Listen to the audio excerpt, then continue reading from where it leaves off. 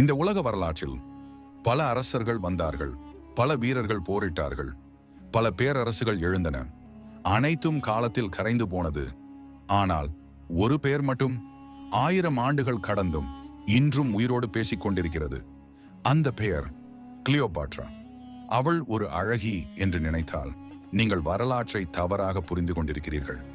அவள் ஒரு காதலி என்று நினைத்தால் நீங்கள் அவளை மிகச் சிறியவளாக மாற்றிவிட்டீர்கள். கிளியோபாட்ரா ஒரு பெண் அல்ல, ஒரு திட்டம், ஒரு அரசியல் ஆயுதம், ஒரு நடக்கும் புயல். இப்போது இந்த கதையை தொடங்கும் முன் ஒரு கேள்வி. ஒரு பெண் வாள் எடுக்காமல், போர் செய்யாமல் உலகின் மிகப்பெரிய பேரரசான ரோமத்தை நடுங்க வைத்தாள் என்றால் அது எப்படி? இதுதான் அந்த கதை. எகிப்து, நைல் நதி ஓடும் புனித நிலம், தங்கம் ஒளிரும் அரண்மனைகள், அதிகாரம் சுவாசிக்கும் காற்று. அந்த இடத்தில்தான் ஒரு குழந்தை பிறந்தது. அவள் பிறந்த நொடியிலேயே அரண்மனை சந்தோஷத்தில் இல்லை, அரண்மனை பயத்தில் இருந்தது. ஏனெனில் அந்த குழந்தை ஒரு பெண். அந்த காலத்தில் பெண் என்றால் அரசு இல்லை, ஆட்சி இல்லை, அதிகாரம் இல்லை. ஆண்களின் உலகத்தில் பெண் என்பது ஒரு நிழல் மட்டுமே. ஆனால் இந்த பெண் நிழலாக இருக்கவில்லை. அவளின் பெயர் கிளியோபாட்ரா ஏழாம். அவள் சிறு வயதிலேயே மற்ற அரச குடும்ப குழந்தைகளைப் போல இல்லை. அவள் விளையாடவில்லை, அவள் பாடவில்லை, அவள் கேள்விகள் கேட்டாள். நாம் ஏன் ஆட்சி செய்கிறோம்? மக்கள் ஏன் பயப்பட வேண்டும்? அதிகாரம் என்றால் என்ன? இந்த கேள்விகள் அரண்மனையில் ஆபத்தானவை. ஏனெனில் கேள்வி கேட்பவன் ஒரு நாள் கட்டுப்பாட்டை உடைப்பான். கிளியோபாட்ரா வளர வளர அவளின் புத்தி அரண்மனையை முந்தியது. அவள் எகிப்திய மொழியை மட்டுமல்ல, கிரேக்கம், லத்தீன், ஹீப்ரு பல மொழிகளை கற்றுக்கொண்டாள். மொழி என்பது பேசுவதற்கான கருவி அல்ல, அது மனதை வெல்வதற்கான ஆயுதம். இந்த உண்மையை அவள் சிறுவயதிலேயே புரிந்து கொண்டாள். ஆனால் அரண்மனையில் அமைதி இல்லை. அவளின் அண்ணன், அதே ரத்தம், அதே சிம்மாசனம், ஆனால் அதே மனமில்லை. இந்த பெண் ஆபத்து. இவள் புத்தி நம்மை வீழ்த்தும். இந்த கிசு கிசு மெல்ல சத்தமாக மாறியது. அமைச்சர்கள் சதி செய்தனர், படைத்தலைவர்கள் பயம் விதைத்தனர். ஒரு பெண் ஆட்சி செய்யக்கூடாது, அவளை அகற்ற வேண்டும். ஒரு இரவு நிலா கூட ஒளியளிக்க மறந்தது. அந்த இரவில் ஒரு உத்தரவு வெளியானது. கிளியோபாட்ராவை அரண்மனையிலிருந்து வெளியேற்றுங்கள். அரசி ஒரே நொடியில் அகதியானாள். தங்க படுக்கை மணல் தரையாக மாறியது. அரண்மனை சுவர் அபாயமான வெளி உலகமாக மாறியது. அந்த நொடியிலே ஒரு பெண் உடைந்திருப்பாள், ஒரு மனிதன் அழுதிருப்பான். ஆனால் கிளியோபாட்ரா அமைதியாக நின்றாள். அவள் அழவில்லை, அவள் கத்தவில்லை. அவள் ஒரே ஒரு வாக்கியம் சொன்னாள்: என்னை வெளியேற்றலாம், ஆனால் என் அறிவை வெளியேற்ற முடியாது. அந்த ஒரு வரி அவளின் எதிர்காலத்தை தீர்மானித்தது. அந்த இரவில் ஒரு அரசி இல்லை, ஒரு அகதி இல்லை, ஒரு திட்டம் பிறந்தது. அந்த திட்டம் ரோமத்தை உள்ளே இழுக்கும், சீசரை நடுங்க வைக்கும், வரலாற்றை திருப்பி எழுதும். ஆனால் அது எப்படி? அடுத்த கட்டத்தில் என்ன நடக்கும்? ஒரு பெண் உலகின் மிகப்பெரிய வீரனை எப்படி சந்திக்கப் போகிறாள்? அந்த இரவு அரண்மனை வாசல்கள் மூடப்பட்டன. ஆனால் ஒரு பெண்ணின் மனம் அந்த இரவில் திறக்கப்பட்டது. கிளியோபாட்ரா இப்போது அரசி இல்லை, அவள் அகதி. அவளுக்கு படையில்லை, அவளுக்கு தங்கம் இல்லை. ஆனால் அவளிடம் ஒன்று இருந்தது, அறிவு. மணல் பரப்பில் காற்று அடித்தது, கால்கள் எரிந்தன, பசி வாட்டியது. ஆனால் அவள் கண்களில் பயம் இல்லை. அவள் கண்களில் ஒரே ஒரு கேள்வி: என்னை அகற்றியவர்கள் எவ்வளவு நாள் சிரிப்பார்கள்? அகதி வாழ்க்கை எளிதல்ல. ஒரு அரசி நீரை கூட மன்றாடி வாங்க வேண்டிய நிலை. அந்த ஒவ்வொரு அவமானமும் கிளியோபாட்ராவை உடைக்கவில்லை, அவை அவளை கூர்மையாக்கின. அவமானம் ஒரு பாடம், பயம் ஒரு பயிற்சி. அந்த நாட்களில் அவள் பேசவில்லை, அவள் கவனித்தாள். யார் நம்பகமானவர், யார் துரோகி, யார் அதிகாரத்தை விரும்புகிறார், யார் பயப்படுகிறார்? மனிதர்கள் வாளால் தோற்கவில்லை, பலவீனத்தால் தோற்கிறார்கள். இந்த உண்மையை அவள் அப்போது முழுமையாக புரிந்து கொண்டாள். ஒரு இரவு ஒரு செய்தி வந்தது. ரோமத்தின் மிகப்பெரிய வீரன் ஜூலியஸ் சீசர் எகிப்து எல்லைக்குள் வந்திருக்கிறான். இந்த செய்தி ஒரு மின்னல் போல கிளியோபாட்ராவின் மனத்தில் பாய்ந்தது. இதுதான் வாய்ப்பு. ஆனால் ஒரு பிரச்சனை, சீசரை சந்திக்க முடியாது. அரண்மனை அவளுக்கு மூடப்பட்டுள்ளது. படைகள் அவளின் எதிரிகள். ஒரு தவறான நகர்வு மரணத்துக்கு சமம். அந்த இரவில் அவள் தனியாக அமர்ந்தாள். மணலில் விரலை இழுத்தாள். கண்களை மூடினாள். அப்போதுதான் ஒரு யோசனை மெதுவாக உருவானது. வாசல் மூடப்பட்டால் வழி மாற வேண்டும். இந்த ஒரு வரி வரலாற்றை மாற்றப் போகிறது. கிளியோபாட்ரா புரிந்து கொண்டாள். சீசர் ஒரு போராளி, ஆனால் அவன் புத்தியை மதிப்பவன். அவன் அழகை தேடவில்லை, அவன் அதிகாரத்தை தேடவில்லை, அவன் தீர்வை தேடுகிறான். அவள் திட்டம் போட்டாள். ஒரு சாதாரண திட்டம் அல்ல. அது தோல்வி அடைந்தால் அவள் உயிர் போகும். வெற்றி அடைந்தால் அவள் மீண்டும் அரசி. இது சூதாட்டம் அல்ல, இது அறிவு போர். அந்த இரவு ஒரு கம்பளம் தயார் செய்யப்பட்டது. ஒரு சாதாரண கம்பளம், ஆனால் அதற்குள் ஒரு பேரரசின் எதிர்காலம் மறைந்திருந்தது. அந்த கம்பளத்துக்குள் கிளியோபாட்ரா மெல்ல நுழைந்தாள். காற்று அடைக்கப்பட்டது. மூச்சு திணறியது. இதயம் வேகமாக துடித்தது. இது பயமில்லை, இது உயிர்ப்பின் சத்தம். அந்த கம்பளம் சீஷரின் அறைக்குள் கொண்டு செல்லப்பட்டது. அந்த அறை அதிகாரத்தின் மையம், ரோமத்தின் தீர்ப்பகம். அந்த கம்பளம் தரையில் வைக்கப்பட்டது. ஒரு நொடி அமைதி, ஒரு மூச்சு. அடுத்து என்ன? கம்பளம் திறக்கப்படுமா அல்லது வரலாறு இங்கே முடிவடையுமா? அந்த நொடியில் சீஷர் உத்தரவு கொடுத்தான். அதை திற. கம்பளம் மெதுவாக திறக்கப்பட்டது. அடுத்த கணம் சீஷர் பார்த்தது ஒரு அகதி இல்லை, ஒரு அரசி, ஒரு புயல், ஒரு சவால். சீஷர் பேசவில்லை, கிளியோபாட்ரா பேசவில்லை. அந்த மௌனம் வார்த்தைகளை விட அதிக சத்தமாக இருந்தது. அந்த நொடியில் ஒரு பெண் மட்டும் அறைக்குள் இல்லை. ரோமத்தின் எதிர்காலம் அங்கே நின்றது. ஆனால் சீஷர் என்ன முடிவு எடுப்பான்? அவன் அவளை கொல்வானா அல்லது அவளின் புத்திக்கு தலை வணங்குவானா? அந்த அறை அமைதியாக இருந்தது. ஆனால் அந்த அமைதி புயலுக்கு முன் வரும் அமைதி. ரோமத்தின் மிகப்பெரிய வீரன் ஜூலியஸ் சீசர். உலகம் பயந்த பெயர். அவன் கண்கள் அந்த பெண்ணை நோக்கி நிலைத்தன. அந்த பெண் அழவில்லை, பயப்படவில்லை, குனியவில்லை. கிளியோபாட்ரா நின்றாள். ஒரு அகதியாக அல்ல, ஒரு அரசியாக. சீஷர் முதலில் பேசவில்லை. அவன் பார்த்தான். அவளின் உடை அல்ல, அவளின் அழகு அல்ல, அவளின் நம்பிக்கை. அந்த நம்பிக்கை ஒரு பெண்ணிடம் இருப்பது அவனை ஆச்சரியப்படுத்தியது. சீஷர் மெதுவாக சொன்னான், நீ யார்?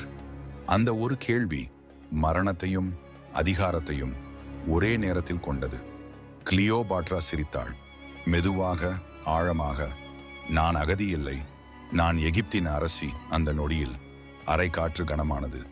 சீஷர் மீண்டும் கேட்டான், அப்படியானால் நீ இங்கே என்ன செய்கிறாய்? இது ஒரு சோதனை, ஒரு அரசியல் வலை, ஒரு தவறான பதில், அவள் உயிரின் முடிவு. கிளியோபாட்ரா முன்னே ஒருபடி வந்தாள். அவள் குரல் உயரவில்லை, ஆனால் அந்த குரல் அதிகாரத்தை சுமந்தது. என்னை என் நாட்டிலிருந்து துரத்தினார்கள். ஏனெனில் நான் பெண், ஏனெனில் நான் புத்திசாலி, ஏனெனில் நான் பயப்படவில்லை. சீஷர் சிரித்தான். அது நகைச்சுவை அல்ல, அது அங்கீகாரம். நீ பயப்படவில்லை என்றால் நீ ஆபத்து. கிளியோபாட்ரா உடனே சொன்னாள், ஆபத்து இல்லாதவன் வரலாற்றை மாற்ற முடியாது. அந்த ஒரு வரி சீஷரை நின்ற இடத்திலேயே கட்டியது. அப்போதுதான் கிளியோபாட்ரா உண்மையை சொன்னாள். எகிப்து இன்று பலவீனமாக இருக்கிறது, ஆனால் அது ரோமத்தின் நண்பனாக இருக்கலாம் அல்லது ரோமத்தின் தலைவலியாக மாறலாம். இந்த வார்த்தைகள் அச்சுறுத்தல் இல்லை, அவை எச்சரிக்கை. சீஷர் புரிந்து கொண்டான். இந்த பெண் அழகானவள் அல்ல, இந்த பெண் ஆபத்தானவள். அந்த நொடியில் சீஷர் ஒரு முடிவு எடுத்தான். நான் உனக்கு உதவுகிறேன். இந்த ஒரு வாக்கியம் வரலாற்றை திருப்பியது. அடுத்த நாட்களில் அரண்மனை அதிர்ந்தது. கிளியோபாட்ரா மீண்டும் அரசியாக அறிவிக்கப்பட்டாள். அவளின் அண்ணன் அதிர்ச்சி அடைந்தான். அமைச்சர்கள் பயந்தனர். ரோமம் அவள் பின்னால் நிற்கிறது. ஆனால் அதிகாரம் திரும்பியது மட்டும் கதை இல்லை. அரண்மனையில் கிசுகிசு தொடங்கியது. இது அரசியலா இல்லை காதலா? கிளியோபாட்ரா அறிந்தாள். மக்கள் காதலை நம்புவார்கள், அதிகாரத்தை கவனிக்க மாட்டார்கள். இந்த தவறான நம்பிக்கையே அவளின் ஆயுதம். சீஷர் எகிப்தில் தங்கினான். அவன் படைகள் வெளியே இருந்தன. ஆனால் அவனின் மனம் அரண்மனையில் சிக்கியது. ஒரு நாள் அரண்மனை தோட்டத்தில் சீஷர் கேட்டான், நீ என்ன விரும்புகிறாய்? அது ஒரு சாதாரண கேள்வி போல தெரிந்தது. ஆனால் அது ஒரு சிக்கல். கிளியோபாட்ரா உடனே பதில் சொல்லவில்லை. அவள் வானத்தை பார்த்தாள், நைல் நதியை பார்த்தாள். பிறகு சொன்னாள், எகிப்து யாரிடமும் மண்டியிடக்கூடாது. அந்த நொடியில் சீஷர் புரிந்து கொண்டான். இந்த பெண் ஒரு ராணி அல்ல, ஒரு பேரரசு. ஆனால் ரோமம் அமைதியாக இருக்கவில்லை. அரசியல் எதிரிகள் சீஷரை கண்காணித்தனர். இந்த பெண் சீஷரை மாற்றுகிறாள். சதி தொடங்கியது. அமைதி மெல்ல உடைந்தது. சீஷரின் வாழ்க்கை ஆபத்தில் இருந்தது. அடுத்த திருப்பம் இரத்தத்தால் எழுதப்பட போகிறது. எகிப்து வெளியில் அமைதியாக இருந்தது. ஆனால் அந்த அமைதிக்குள் ரோமம் கொதித்துக் கொண்டிருந்தது. சீஷர் எகிப்தில் இருந்தான். ஒரு வீரன் போல அல்ல, ஒரு ஆட்சியாளர் போல. அவனுடன் ஒரு பெண் இருந்தாள். அந்த பெண் ரோமத்தை விட அதிகமாக பேசப்பட்டது. கிளியோபாட்ரா. ரோமத்தில் கிசுகிசு தொடங்கியது. சீஷர் மாறிவிட்டான். ஒரு பெண் அவனை கட்டுப்படுத்துகிறாள். ரோமம் ஒரு எகிப்திய அரசியின் கையில் சிக்குகிறது. இந்த வார்த்தைகள் அல்ல, அவை விஷம். சீஷரின் எதிரிகள் அவனை வீழ்த்த ஒரே காரணம் தேடினார்கள். அவன் அரசியலா பேசுகிறானா, இல்ல காதலா? இந்த கேள்வியே அவர்களின் ஆயுதம். எகிப்தில் கிளியோபாட்ரா எல்லாவற்றையும் கவனித்தாள். ரோமம் என் பெயரை பயத்துடன் சொல்கிறது.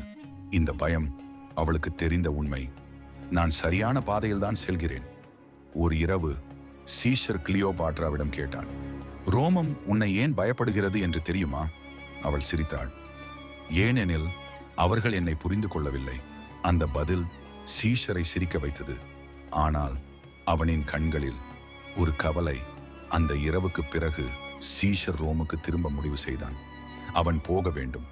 அவன் இல்லாமல் ரோமம் சிதறிக் கொண்டிருந்தது. பிரிவு அமைதியாக நடந்தது. ஆனால் இந்த பிரிவு ஒரு தொடக்கம். ரோமத்தில் சீஷர் திரும்பியதும் அவனை சுற்றி சுவர் கட்டப்பட்டது. அரசியல் சுவர், பொறாமை சுவர், பயம் சுவர். அவன் அரசனாக நினைக்கிறான். அவன் ரோமத்தை அழிக்கப் போகிறான். இந்த வார்த்தைகள் மக்களிடம் விதைக்கப்பட்டன. மார்ச் மாதம் ஒரு நாள் வரலாறு திடீரென்று நின்றது. சீஷர் செனட் மண்டபத்துக்குள் நுழைந்தான். அவன் சிரித்தான். அவன் நம்பினான். அவன் அறியவில்லை, அந்த இடம் அவனின் இறுதி மேடை என்று. வாள் உயர்ந்தது. முதல் குத்து, இரண்டாவது குத்து. சீஷர் புரிந்து கொண்டான். இது அரசியல் அல்ல, இது துரோகம். அவன் விழுந்தான். ரோமம் நடுங்கியது. வரலாறு கத்தினது. எகிப்தில் அந்த செய்தி வந்தது. சீஷர் கொல்லப்பட்டான். ஒரு நொடியில் கிளியோபாட்ரா அமைதியானாள். அவள் அழவில்லை, அவள் உடையவில்லை. அவள் புரிந்து கொண்டாள். ஒரு பாதுகாப்பு முடிந்தது. இப்போது அவள் தனியாக. ரோமம் அவளுக்கு எதிரி, எகிப்து இன்னும் பலவீனம். ஆனால் இந்த முடிவு ஒரு புதிய மனிதனை உருவாக்கப் போகிறது. ரோமத்தில ஒரு பெயர் எழுந்தது. ஒரு வீரன், ஒரு மது, ஒரு கோபம். Mark Antony. அவன் கிளியோபாட்ராவை சந்திக்க விரும்பினான். அவள் யார் என்று பார்க்க வேண்டும். இந்த சந்திப்பு காதலாக மாறுமா அல்லது போருக்கு வழி செய்யுமா? ரோமம் சீஷரின் மரணத்துக்கு பிறகு ஒரு உடைந்த கண்ணாடி போல இருந்தது. ஒவ்வொரு துண்டும் அதிகாரம் வேண்டி ஒருவரை ஒருவர் குத்திக் கொண்டிருந்தன. அந்த துண்டுகளில் மிகவும் கூர்மையானது ஒன்று. அவன் பெயர் மார்க் ஆண்டனி. மார்க் ஆண்டனி ஒரு அரசியல்வாதி அல்ல, ஒரு தூதர் அல்ல. அவன் ஒரு போர் வீரன். அவன் கோபம் அவனின் அடையாளம். சீஷரின் மரணம் அவனுக்கு இழப்பு மட்டுமல்ல, அது ஒரு அவமானம். ரோமம் பழி வாங்க வேண்டும். அந்த நேரத்தில் அவனின் காதில் ஒரு பெயர் விழுந்தது, கிளியோபாட்ரா. அந்த பெயர் அழகு என்று சொல்லப்படவில்லை. அந்த பெயர் ஆபத்து என்று சொல்லப்பட்டது. அந்த பெண் சீஷரை மாற்றினாள்.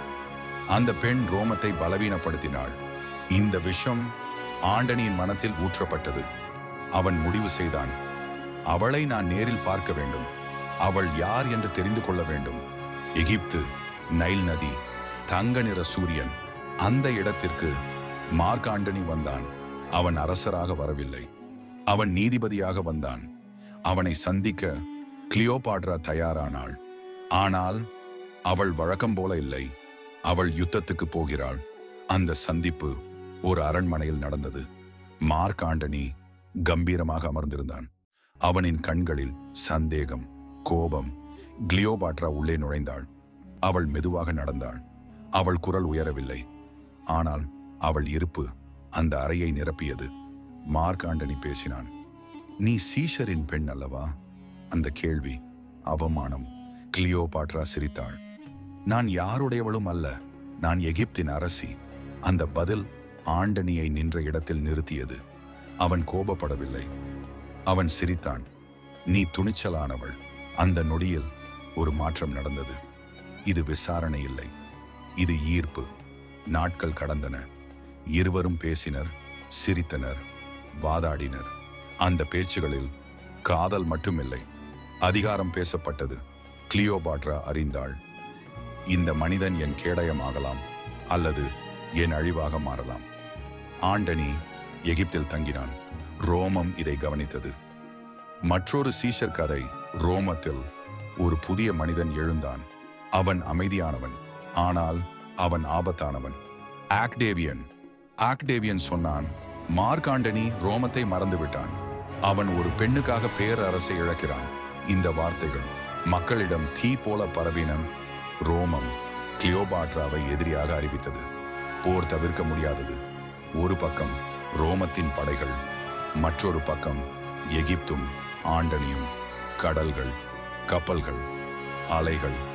போரின் வாசனை காற்றில் கலந்தது. கிளியோபாட்ரா அந்த இரவு தனியாக நின்றாள்.